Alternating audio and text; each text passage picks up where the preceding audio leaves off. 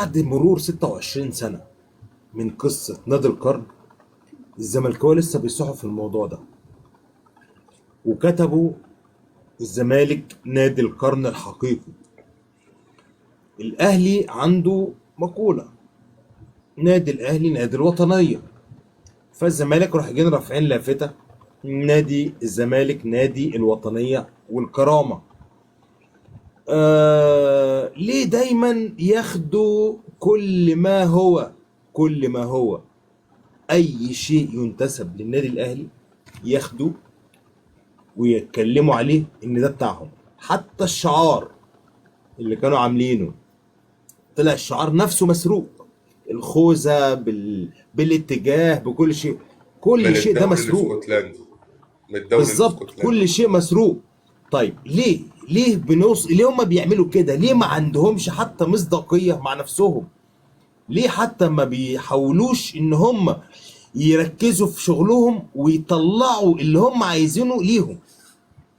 ليه؟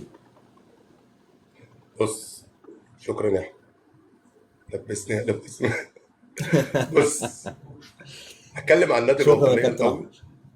احنا نادي الوطنيه لان احنا النادي الاهلي انشا من حته وطنيه والنازع وطني بمليون المية. في الوقت ده كانت سنة 1907، ما كانش موجود أندية للمصريين، والأندية كانت مقتصرة على الأجانب فقط داخل مصر. بالظبط. ما كانش في حاجة بالظبط. للمصريين داخل مصر. بالظبط. الفكرة جت عند مين؟ عند عمر بيك لطفي وجعفر وعبد الخالق باشا ثروت، مصطفى كامل.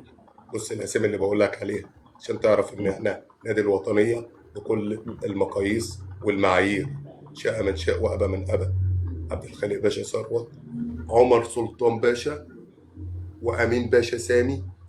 أمين باشا سامي على فكرة في ناس ممكن ما رموز تعرفش رموز إن رموز هو اللي سمى النادي الأهلي، وهو اللي اقترح اسم النادي الأهلي، لأن هو اللي سمى النادي الأهلي أمين باشا سامي سنة